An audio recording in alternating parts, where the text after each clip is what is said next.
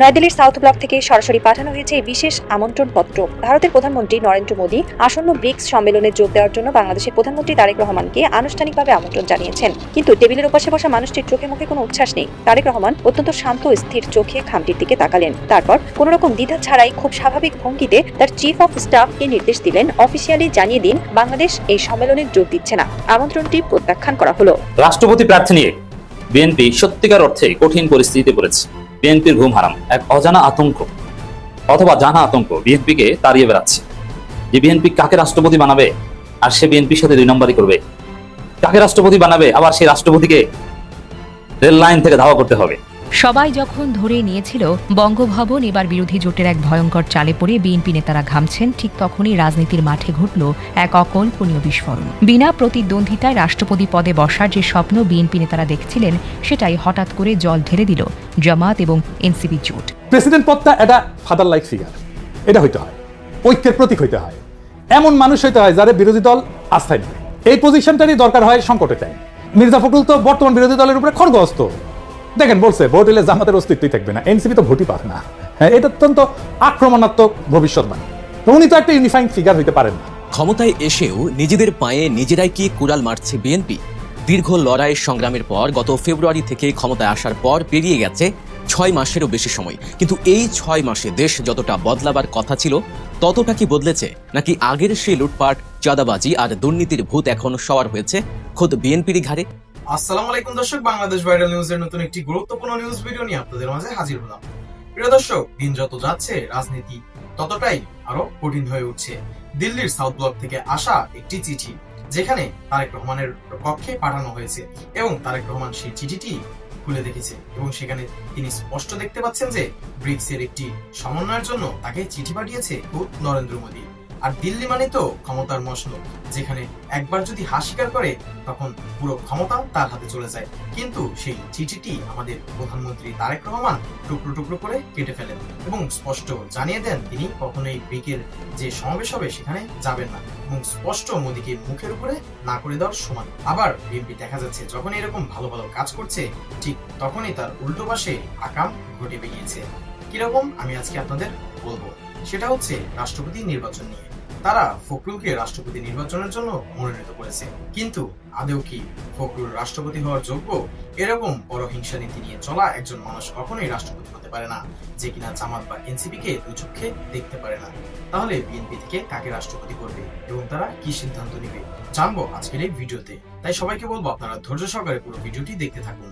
এখনো যারা আমাদের চ্যানেলটি সাবস্ক্রাইব করেননি তাদের সবাইকে বলবো আমাদের চ্যানেলটি সাবস্ক্রাইব করে পাশে থাকা বেল আইকনটা অন করে দিবেন। আর যারা ইতিমধ্যেই সাবস্ক্রাইব করেছেন তাদেরকে অসংখ্য ধন্যবাদ। তো প্রিয় দর্শক, চলুন আর কথা বলবো না, একটি লাইক দিয়ে মূল ভিডিওতে যাওয়া যাক। প্রধানমন্ত্রীর কার্যালয়ের একটি কড়া নিরাপত্তা বেষ্টিত কক্ষ। ভারী মেহগুনি কাঠের টেবিলের উপর রাখা আছে একটি সোনালী বর্ডার দেওয়া সিলগালা করা খাম। খামের উপর জলজল করছে ভারতের অশোক স্তম্ভের জলছাপ। নয়াদিল্লির সাউথ ব্লক থেকে সরাসরি পাঠানো হয়েছে এই বিশেষ আমন্ত্রণপত্র। ভারতের প্রধানমন্ত্রী নরেন্দ্র মোদী আসন্ন ব্রিক্স সম্মেলনে যোগ দেওয়ার জন্য বাংলাদেশের প্রধানমন্ত্রী তারেক রহমানকে আনুষ্ঠানিকভাবে আমন্ত্রণ জানিয়েছেন। কক্ষের ভেতরে উপস্থিত কয়েকজন শীর্ষ কূটনীতিক এবং নীতি নির্ধারকদের মধ্যে এক চাপা উত্তেজনা। বিগত 15 বছর ধরে এমন একটি খাম আসা মানেই ছিল ধন্য ধন্য রব পড়ে যাওয়া। দিল্লির ডাক পাওয়া মানেই তো ক্ষমতার মসনদ আরো পাকাপোক্ত হওয়ার গ্যারান্টি। কিন্তু টেবিলের ওপাশে বসা মানুষটির চোখে মুখে কোনো উচ্ছ্বাস নেই। তারেক রহমান অত্যন্ত শান্ত ও স্থির চোখে খামটির দিকে তাকালেন। তারপর কোন রকম দ্বিধা ছাড়াই খুব স্বাভাবিক ভঙ্গিতে তার চিফ অফ স্টাফকে নির্দেশ দিলেন, অফিসিয়ালি জানিয়ে দিন বাংলাদেশ এই সম্মেলনে যোগ দিচ্ছে না। আমন্ত্রণটি প্রত্যাখ্যান করা হলো। ঘরের ভেতর মুহূর্তের জন্য পিনপতন নিরাপত্তা নেমে এলো। উপস্থিত কূটনীতিকরা একে অপরের মুখ চাচাই করলেন। তারা বুঝতে পারলেন এই একটিমাত্র না শব্দটির ওজন কতখানি। এটি শুধু একটি সম্মেলনের আমন্ত্রণ প্রত্যাখ্যান করা নয়, এটি হলো গত 1 দশক ধরে চলে আসা একটি নতজন মেরুদণ্ডহীন পররাষ্ট্র নীতির কফিনে শেষ পেরেক ঠুকে দেওয়া। খবরটি যখন এনক্রিপ্টেড চ্যানেলে নয়াদিল্লির সাউথ ব্লকে পৌঁছালো, তখন সেখানে আক্ষরিক অর্থেই এক ভূরাজনৈতিক ভূমিকম্প শুরু হয়ে গেল। একটি স্বাধীন দেশ কিভাবে এতটা স্পর্ধা দেখাতে পারে? কিভাবে একটি বিশাল পরাশক্তির মুখের ওপর তাদের আমন্ত্রণ ছুঁড়ে মারতে পারে? আন্তর্জাতিক কূটনীতিতে ব্রিক্স সম্মেলন একটি অত্যন্ত মর্যাদাপূর্ণ মঞ্চ। রাশিয়া, ব্রাজিল, ভারত, চীন এবং দক্ষিণ আফ্রিকা নিয়ে গঠিত এই জোট বর্তমান বিশ্বের অর্থনীতির এক বিশাল অংশ নিয়ন্ত্রণ করে। ভারত এবারের সম্মেলনে বাংলাদেশকে আমন্ত্রণ জানিয়ে মূলত বিশ্বমঞ্চে দেখাতে চেয়েছিল যে তাদের পেছনের উঠোন বা ব্যাকইয়ার্ড এখনো তাদের কথাতেই চলে। তারা দেখাতে চেয়েছিল ঢাকায় ক্ষমতার পালাবদল হলেও দিল্লির অদৃশ্য সুতোর টান ঠিক আগের মতোই শক্ত আছে, কিন্তু ঢাকা সেই সুতো এক হ্যাচকায় টেনে ছিঁড়ে ফেলল। তারেক রহমানের এই বয়কটের সিদ্ধান্তটি বাংলাদেশের ইতিহাসে একটি বিরল ঘটনা। আমাদের রাজনৈতিক সংস্কৃতিতে এমন এক লজ্জাজনক ইতিহাস রয়েছে যেখানে নেতা তারা দিল্লির একটু আনুকূল্য পাওয়ার জন্য একটি ছবি তোলার জন্য রীতিমতো তীর্থের কাকের মতো অপেক্ষা করতেন। ভারতের ইনভাইটেশন বা আমন্ত্রণ মুখের উপর ছুড়ে মারার নজির এই দেশে খুব বেশি নেই। এত বড় একটি দেশকে, যাদের সাথে আমাদের 3 দিকের সীমান্ত, তাদের এভাবে রিফিউজ করা কোনো সহজ ব্যাপার নয়। এর জন্য বুকের পাটা লাগে, রাজনৈতিক পরিভাষায় যাকে বলে হ্যাডম। এই একটি প্রত্যাখ্যান বিশ্ববাসীকে পরিষ্কার জানিয়ে দিল বাংলাদেশ এখন আর দিল্লির কোনো স্যাটেলাইট স্টেট বা করদরাজ্য নয়। 5ই আগস্টের রক্তস্নাত জমিনে দাঁড়িয়ে ঢাকা এখন নিজের শর্তে চলে। এই ঐতিহাসিক বয়কটের পেছনের মূল কারণটি কোনো গোপন বিষয় নয়। এটি হলো ভারতের চরম ভণ্ডামি এবং দ্বিমুখী নীতির বিরুদ্ধে এক চূড়ান্ত প্রতিবাদ। একদিকে ভারতের কূটনৈতিক চ্যানেল বলছে আমরা বাংলাদেশের নতুন সরকারের সাথে কাজ করতে চাই, আমরা বাংলাদেশের মানুষের বন্ধু। আর অন্যদিকে সেই একই ভারত তাদের মাটিতে পতিত স্বৈরাচার শেখ হাসিনাকে শুধু আশ্রয় দেয়নি, রীতিমতো তাকে ব্যবহার করে বাংলাদেশের বিরুদ্ধে গভীর ষড়যন্ত্রের জাল বুনছে। দিল্লির সেফ হাউসে বসে পতিত স্বৈরাচার সংবাদ সম্মেলন করছেন, অডিও বার্তা দিচ্ছেন এবং বাংলাদেশের ভেতরে তার পেটোয়া বাহিনীকে অরাজকতা সৃষ্টির নির্দেশ দিচ্ছেন। আর ভারত সরকার বলছে এটি তার ব্যক্তিগত বিষয়, আমাদের কিছু করার নেই। একটি দেশের আশ্রয়ে থাকা কোনো নেতা সেই দেশের সরকারের পূর্ণ সমর্থন ছাড়া একটি শব্দ উচ্চারণ করতে পারেন না। ভারত প্রকারান্তরে পতিত স্বৈরাচারকে দিয়ে বাংলাদেশের বিরুদ্ধে একটি ছায়াযুদ্ধ বা প্রক্সি ওয়ার চালিয়ে যাচ্ছে। এই চরম হিপোক্রেসি বা ভণ্ডামি বাংলাদেশ আর মেনে নেবে না। তারেক রহমান অত্যন্ত সুকৌশলে ভারতকে বুঝিয়ে দিয়েছেন, এক হাতে স্বৈরাচারকে মদত দিয়ে অন্য হাতে বন্ধুত্বের গোলাপ ফুল আমরা গ্রহণ করব না। তোমাদের আসল চেহারা আমাদের কাছে পরিষ্কার। এই বয়কট হলো সেই দ্বিমুখী নীতির বিরুদ্ধে একটি সরাসরি কূটনৈতিক চপেটাঘাত। বাংলাদেশের রাজনৈতিক অঙ্গনে বিশেষ করে চায়ের কাপের আড্ডায় দীর্ঘদিন ধরে একটি কথা প্রচলিত ছিল যে বিএনপির ভেতরেও নাকি একটি অত্যন্ত শক্তিশালী ভারতপন্থী লবি রয়েছে। বলা হতো এই লবি সবসময় চেষ্টা করে ভারতের সাথে আপোষ করে চলার, কারণ তাদের বিশ্বাস দিল্লির আশীর্বাদ ছাড়া বাংলাদেশে ক্ষমতায় টেকা অসম্ভব। তারেক রহমানের এই একটি সিদ্ধান্ত সেই কথিত ভারতপন্থী লবির মেরুদণ্ড চিরতরে ভেঙে দিয়েছে।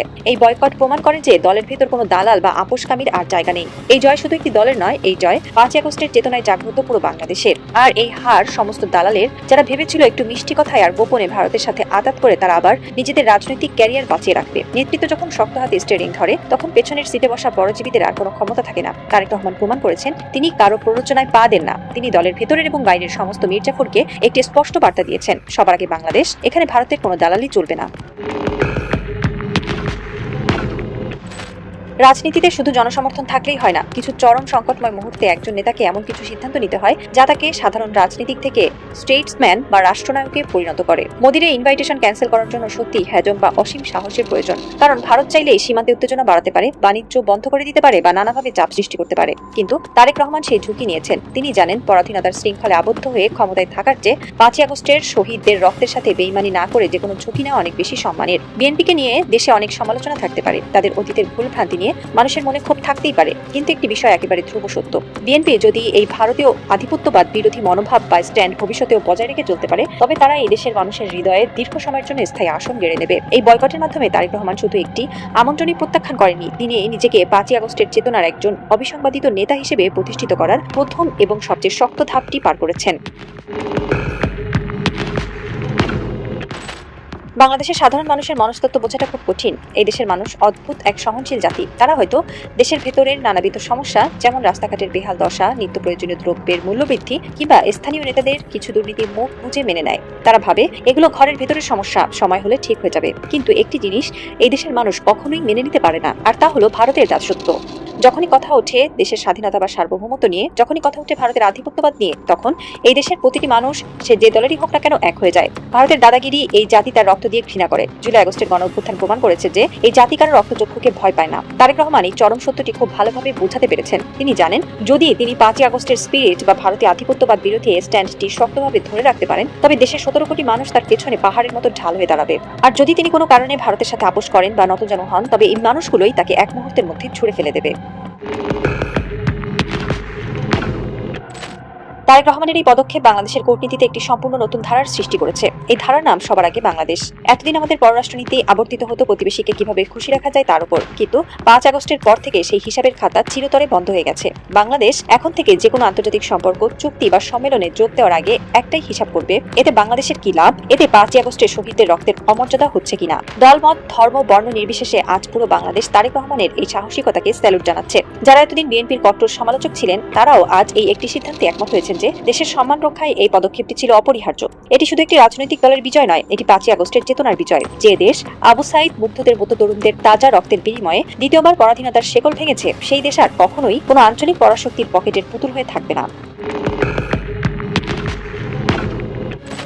নয়াদিল্লির রাইসিনা হিলসের সাউথ ব্লকে আজ এক অদ্ভুত দম বন্ধ করা নীরবতা। টেবিলের উপর পড়ে আছে ঢাকা থেকে আসা সেই অফিসিয়াল ডিনায়াল বা প্রত্যাখ্যানের চিঠিটা। ভারতের জাতীয় নিরাপত্তা উপদেষ্টা চিঠিটির দিকে এক দৃষ্টে তাকিয়ে আছেন। তার পাশে বসা শীর্ষ গোয়েন্দা কর্মকর্তারাও আজ বোবা। তারা এতদিন ভেবেছিলেন একটু চাপ দিলেই হয়তো ঢাকা আবার তাদের লাইনে ফিরে আসবে। তারা ভেবেছিলেন পতিত স্বৈরাচারকে দিয়ে ভয় দেখালে নতুন সরকার তাদের সাথে আপোষ করতে বাধ্য হবে। কিন্তু আজই একটি চিঠি তাদের সমস্ত অহংকার, সমস্ত ব্লু প্রিন্টকে এক নিমিষেই চুরমার করে দিয়েছে। তারেক রহমানের উপরে তো স্ট্যান্ডিং কমিটি দায়িত্ব দিচ্ছে, 12 তারিখ আনুষ্ঠানিক ঘোষণা দিবে, এটা বিএনপি বলছে।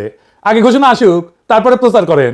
বিবিসি নিউজ করেছে কে হচ্ছে রাষ্ট্রপতি এটা শুধু প্রধানমন্ত্রী জানে, আর বাংলা মিডিয়া জানে গেছে। বাংলা মিডিয়াগুলো মুখে আছে মির্জা ফখরুলের প্রেসিডেন্ট বানানোর জন্য। হয়তো তারেক রহমানের মধ্যে ঠিক করে ফেলেছে, হয়তো হইতেও পারে যে মির্জা ফখরুলই ঠিক করেছে, কিন্তু এটা আপনি কনফার্ম হইতে পারেন না। তো বিএনপির মন্ত্রিসভায় কে আসতেছে এটা শপথ নেওয়ার আগে পর্যন্ত কেউ জানতো না, বিএনপিরও কেউ জানতো না। আর প্রেসিডেন্টের নাম জানিয়ে ফেললো, বাপরে তালে পড়ে এসে গেছে। অবাক লাগতেছে না? সংবাদ মাধ্যমগুলোর এই অতিরিক্ত উৎসাহ আরো বেশি সন্দেহের জন্ম দেয়। বিএনপি নমিনেশন পেপার কিনছে 2টা, মানে 2 জন ক্যান্ডিডেট আছে তাদের। আমি একটা এপিসোড করেছিলাম, সেখানে দেখাইছিলাম যে দলের মধ্যে থেকে রাষ্ট্রপতি নির্বাচন না করে দলের বাইরে থেকে যদি বিএনপি সরকার রাষ্ট্রপতি নির্বাচন করতে চায়, তাহলে প্রফেসর ইউনূস একটা ভালো ক্যান্ডিডেট হতে পারে। বিএনপির দলের মধ্যে কয়েকজন ক্যান্ডিডেট আছে, ভালো ক্যান্ডিডেট আছে, সকলেই ভালো। মির্জা ফখরুল আছে, মেজর হাফিজ আছে, নজরুল ইসলাম খান আছে। দলের মধ্যে থেকে বাঁচলে এর মধ্যেই হয়তো একজনকে বাঁচবে বিএনপি, এটা আমার বিশ্বাস।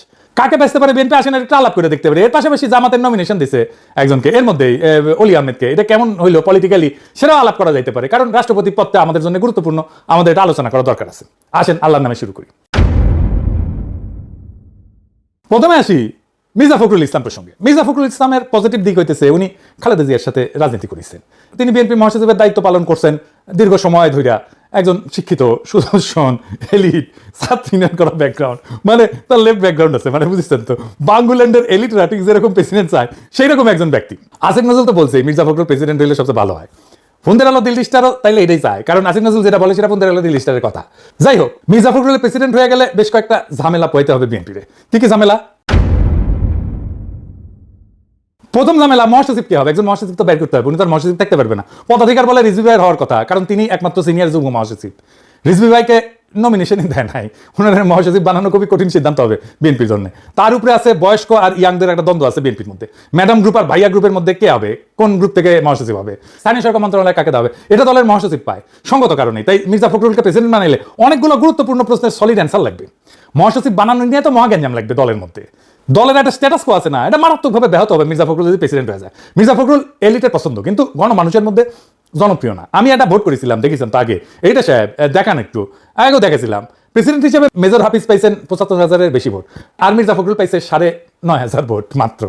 মানে বুঝেছেন তো মির্জা ফখরুল কত জনপ্রিয় নেতা সাধারণ মানুষের মধ্যে। মির্জা ফখরুল সংগঠনের সাধারণ সম্পাদক থাকার টাইমে সংগঠনের কাজ করেন নাই, লুকায় থাকছেন, কোনো সিদ্ধান্ত নেয়নি যখন চূড়ান্ত আন্দোলন হইতেছিল, কর্মীদের সাথে যোগাযোগ রাখতেন না। এটা খুবই সাধারণ অভিযোগ ছিল। শুধু তাই না, শমশের মবিন চৌধুরীর সাথে তারেক রহমানের একটা ফোন কল লিক হয়েছিল প্রায় 12 বছর আগে। তখন বিএনপি মাঠে খিচ্ছে আন্দোলন করিচ্ছে, তখন তারেক রহমান কি বলেছিল মির্জা ফখরুলকে নিয়ে শুনেন। এটা হয়তো আজকালকার চ্যানেলম্যানরা জানে না, শুনেন এটা সাহেব শোনান, এটা আমার কথা না, এটা খোদ তারেক রহমানের কথা। তারেক রহমানের মূল্যায়ন মির্জা ফখরুলের নিয়ে শোনান।